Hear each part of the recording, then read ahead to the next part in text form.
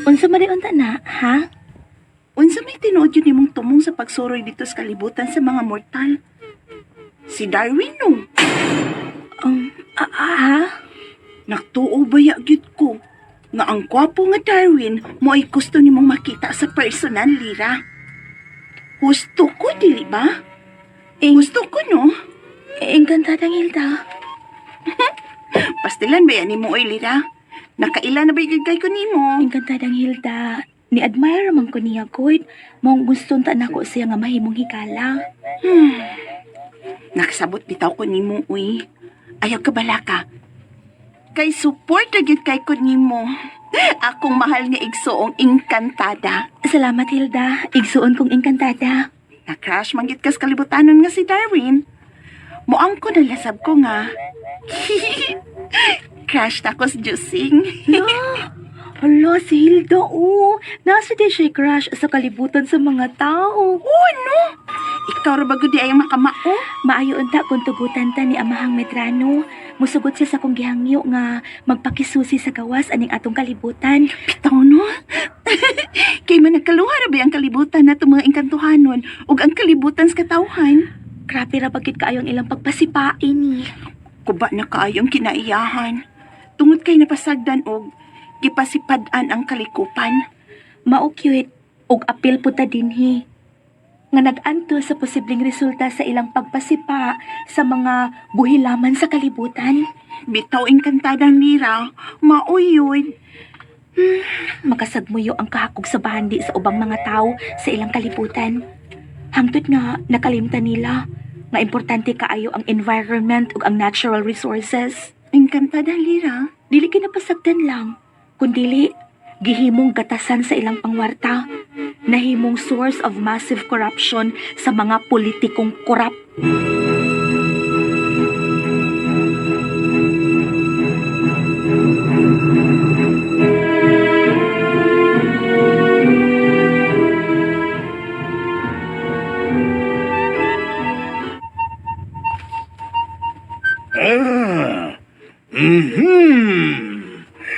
Ako nang natimbang-timbang ang gisugyot ni Engkantadang Lira. Kabantay mo, ana. Kay na natuod karon sa critical level ang kahimtang sa environment o sa natural resources dito sa kalibutan sa mga tao. Ay, BSI, bagang sa ilong.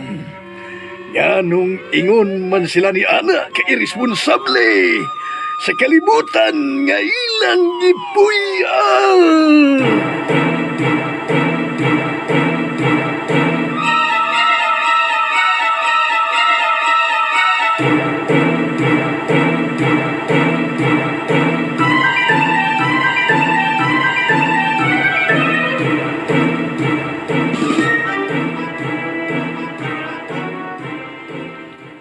Mularga man di ay sa sunod adlaw si Hilin. Paingon sa syudad, aron man trabaho.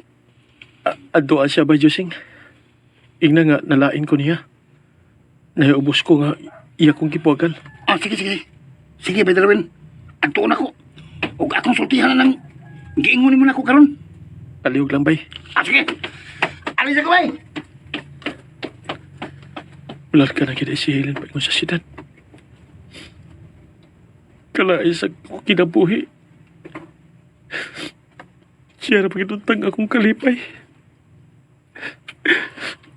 Karoon na himo na noon siyang hanig sa akong. Ingna ang amigo ni mo, Josing. Ngawa siya ayo. Hiyati na. Way ayaw si Bedrawin. Tapa. Mano ka ingong ka na nga wa siya ayaw, ha? Dahil Toy, kaya nasugot na po siya nga akong buwagan. Wadyo ko niya gipaglaban. Wadyo gipaglaban niya ang among duha kagugma. Palagot kay siya, oy. Unsyalan ko di ay, dahil Ang tinuod nga lalaki, Josing. Dipinsahan yun na niya ang relasyon. Kung buwagan, dili unta mo sugot. Lakaw, balik ka dito si Darwin. Balik ka dito. Ingna nga niingon ko nga wa siya'y ayo, Josing. Wa siya'y ayo.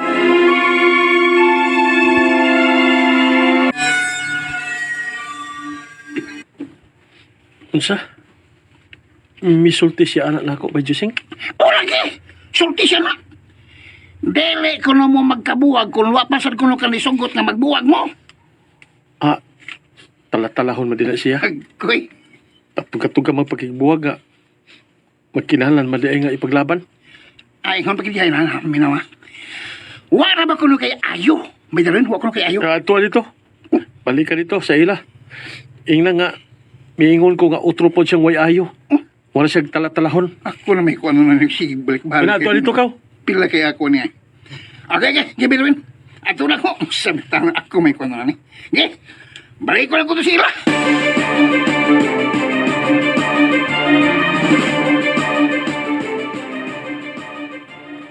Unsa? Kahilas ko niya, Josing. Ningon siya nga otro pud ko nga way koy ayo. Oh, dahilin. Mo yung isulti. Naglagot mga ito. Namuwang naong. Kay mo rin kita nga. Tinigkalakiha. Kita. Eh, mo kong isang boy. Dili to para imo, Josing. Para iya to. Ay, ay, naon siya mong taon yung buhat. Ay, mo rin lain nila. Ay, pagang sibilyang ninyo kalaki na. Naglagot jud ko niya, Josing. Naglungot-lungot jud ko sa kung kalagot atong imong amigo. Tapanagod, tapanagod. Istoryahe ka ang ninyong talong. Lakaw, ipadangat niya ang akong kasukuha, ang akong tamparos.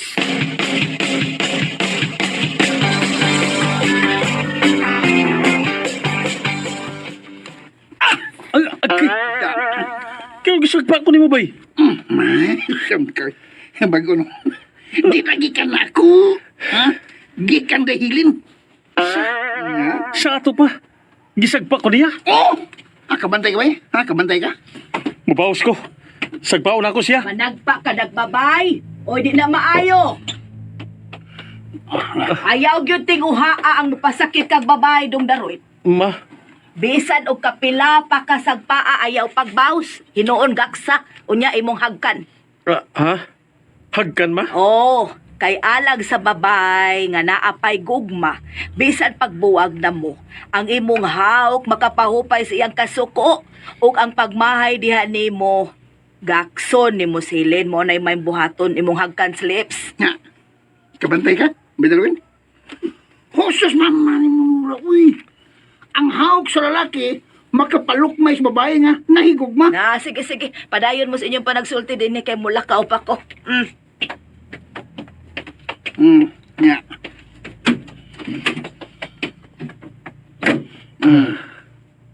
Bay Josing. Yeah.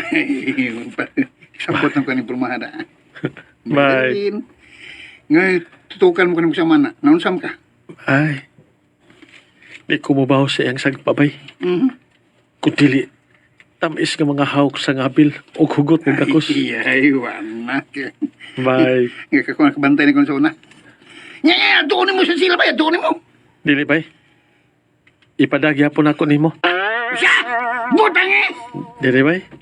Ipadola ko ng imong abil bay. Gaksa ko bay. Agay! O ipadangat kadto kang dahilin. Tuloy!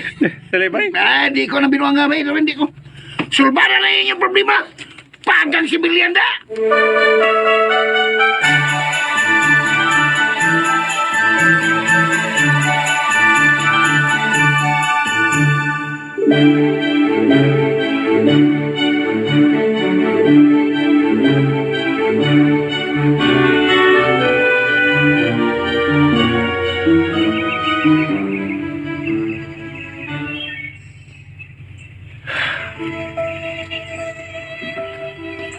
Buhi pagyapon ang akong heart na gisuwat sa among pangani dahilin. Darwin loves Helen. Kanian ni pating kahoy.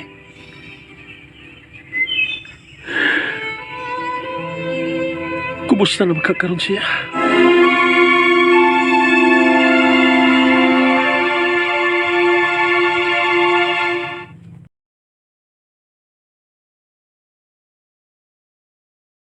Lang nauwi sa isang bangungot. Isang dalagang puno ng sigla at pagmamahal sa pamilya ang bigla na lamang naglaho at walang sino man ang nakakaalam kung saan siya nagpunta. At habang lumalalim ang investigasyon, bawat piraso ng ebidensya ay nagdadala ng mas malamig at mas misteryosong mga tanong. Pero bago ang lahat, welcome sa aking YouTube channel kung saan binabalikan natin ang mga kwentong halos nakalimutan na ng panahon at mga kasong yumanig hindi lang sa bansa kundi maging sa iba't ibang panig ng mundo. At kung bago ka pa lamang sa aking YouTube channel, huwag kalimutang mag-subscribe, i-like ang video at i-turn on ang notification bell para lagi kang updated sa mga susunod pa nating kwento.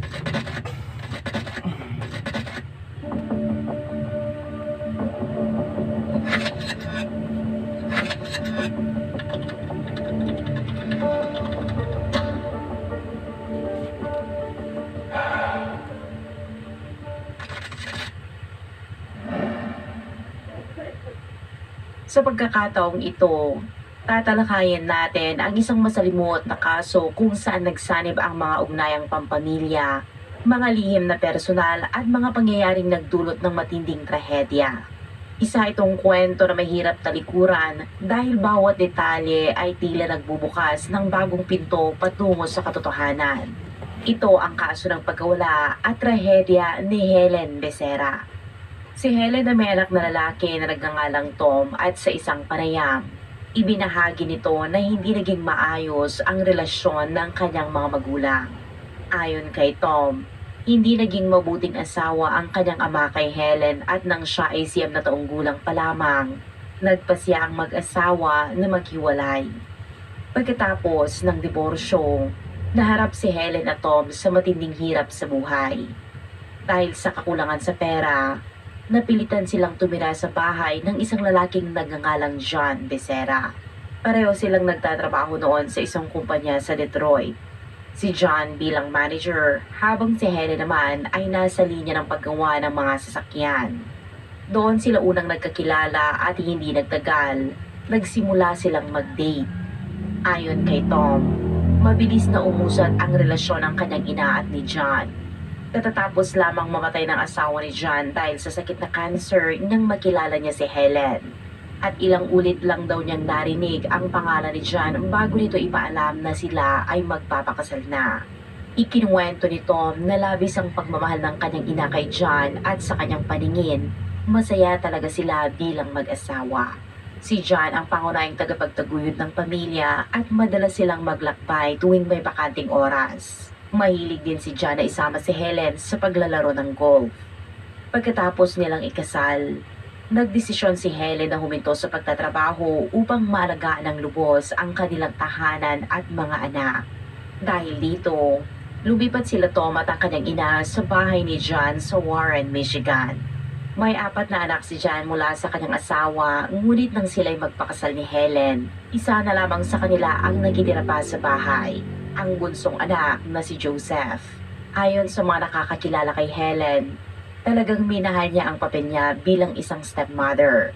Masaya siyang nag-aalaga at nagbibigay ng oras para kay Joseph. Naalala ni Tom na nang lumipat sila sa bahay ni John, ang silid niya ay katabi ng kwarto ng batang si Joseph. Isang tahimik ngunit makabuluhang simula ng panibagong kabanata sa kanilang buhay. Naaalala ni Tom na palaging sinisikap ng kanyang ina na maging isang mabuting stepmother para kay Joseph. Gayunpaman, napansin niyang tila hindi masaya si Joseph na makitang muling nagkaroon ng relasyon ng kanyang ama sa maikling panahon matapos pumanaw ang kanyang ina. Iniisip nila Helen at Tom na lilipas din ito marahil dumaraan pa si Joseph sa matinding kalungkutan sa pagkawala ng kanyang ina. Subalit ayon kay Tom, hindi kailanman naging magkaibigan ang relasyon nila ni Joseph. Nang si Tom ay 18 at si Joseph naman ay 17 taong gulang, naging malinaw ang kanilang pagkakaiba. Mahilig si Joseph sa punk rock na music at madalas niyang patugtugin ng malakas ang mga paborito niyang kanta sa buong bahay at nakikinig ng ilang oras. Palagi rin siyang nakasuot ng mahahabang coat kahit nasa loob ng bahay, gumagamit ng makeup, nagsusuot ng leather jacket at madalas ding may mga handcuff bilang palamuti. Gumagamit din siya ng maraming hair gel, bagay na ayon kay Tom ay bahagi ng buong imahe ni Joseph bilang isang punk rocker. Sa kabilang banda, kabaligtaran naman si Tom. Tahimik, Mahilig sa ibang uri ng musika at mas gusto lamang manatili sa kanyang silid. Kalaunan, napansin niyang tila naiirita si Joseph sa kanyang presensya. Ayon kay Tom, magkaiba ang pagpapalaki sa kanila. Si Joseph ay lumaki sa isang maginhawang pamilya na walang problema sa pera. Samantalang siya at ang kanyang ina ay dumaan sa maraming pagsubok at kakulangan bago pa man sila makasama ni John. Agad na naramdaman ni Tom na hindi siya gusto ni Joseph sa bahay. Madalas umano itong mag-umpisa ng alitan at tila nais iparamdam na siya pa rin ang bunso o sentro ng atensyon sa pamilya. Pakiramdam ni Tom, itinuturing ni Joseph na inaagawan siya ng posisyon kahit kailan ay hindi naman iyon hangarin ni Tom. Ayaw niyang magkaroon ng gulo kaya nang tumuntong siya sa edad na 18, kinausap niya ang kanyang ina at sinabi na nais niyang umalis ng bahay. Ipinaliwanag niya ang sitwasyon at sinabi kay Helen na tila hindi na siya nababagay tumira roon. Pagkaraan nito, lumapit siya sa isang Air Force recruiter at nagpasya na sumali sa militar. Pagsapit ng unang bahagi ng 1983, nasa Germany na si Tom para sa kanyang serbisyo. Samantalang si Helen ay nasa isang business trip kasama ang asawa na si John sa St. Louis. Ilang linggo silang nanatili roon, ngunit nagpasya si Helen na umuwi ng mas maaga upang dumalo sa binyag ng kanyang apo. Isang okasyong matagal na niyang inaasahan. Tumawag pa siya sa kanyang kapatid upang ipaalam na uuwi siya ng mas maaga para makasama ang pamilya sa espesyal na araw na iyon. Dumating si Helen sa kanilang tahanan noong ika-31 ng Hulyo taong 1983 at makalipas ang ilang sandali, lumabas siya upang mamili ng mga grocery at bumili ng relo para sa kanyang apo. Alam niyang gaganapin ang binyag kinabukasan kaya't sabik siyang dumalo, ngunit nang sumapit ang araw ng binyag, siya ay hindi lumitaw. Ayon sa pamangkin ni Helen, alam ng kanilang ina na hindi nito palalampasin ang seremonyang iyon, lalo na't siya mismo ang nagsabi na babalik siya ng mas maaga upang dumalo. Kaya nang hindi siya dumating at walang anumang tawag o mensaheng natanggap mula sa kanya, nagsimula na silang mag-alala. Tinangka ng pamilya na tawagan si Helen ng paulit-ulit, ngunit wala pa ring sumasagot. Dahil sa pag-aalala, nagpasya ang kanyang kapatid at isang 14 na anyos na pamangkin na puntahan ang bahay ni Helen upang alamin ang nangyari. Pagdating nila roon, napansin nilang wala sa garahe ang kotse ni Helen. Ngunit nang pumasok sila sa loob ng bahay, nakita nilang naroon pa rin ang mga pinamili niya noong nakaraang araw. Maayos at malinis ang kusina na tila bagong ayos pa. Ngunit habang pinapasok nila ang iba pang mga silid, pansin nilang hindi kasing linis ang ibang bahagi ng bahay. Isang detalyeng nagbigay ng kakaibang pakiramdam ng pagkalito at pangamba. Ayon sa kapatid ni Helen, napansin nilang may mga balahibo ng aso na nakakalat sa sala at sa silid tulugan, ngunit kapansin-pansing napakalinis ng kusina. Para ba itong sinadyang linisin ng mabuti? Wala silang anumang palatandaan ni Helen sa loob ng bahay. Dahil dito, labis na nag-alala ang kanyang kapatid at agad na tinawagan ang iba pang mga kamag-anak at umaasang may nakakaalam kung saan maaaring naroon si Helen. Sa kalaunan, nakontak niya si John, ang asawa ni Helen na nasa St. Louis pa noon, at ipinaalam niyang hindi dumating si Helen sa binyag gaya ng kanilang napagkasunduan at hindi rin nila ito mahanap o makontak sa kahit anong paraan. Subalit ayon sa kapatid ni Helen, tila hindi nag-aalala si John nang marinig ang balita. Kalmado lamang ito at hindi man lang nagtanong kung saan maaaring napunta ang kanyang asawa na para bang wala siyang pakialam. Naging kakaiba ito para sa kapatid ni Helen kaya't hindi na siya nag-aksaya ng oras at agad na tumawag ng pulisya upang i-report ang pagkawala ng kanyang kapatid. Gayunpaman, hindi agad nagsagawa ng investigasyon ang mga otoridad. Ipinaliwanag ng pulis na masyado pang maaga para ituring si Helen na missing. Ayan guys, sundungan ninyo ang simula nang siya part ay huling nakita. Part Inaiwan 3 muna since ang yung nag-eskwela ba kanyang akong kapatid ulo, na no? maghintay pa ng kaunting panahon. Thank you so Baka sakaling much. bumalik si Helen ng kusa.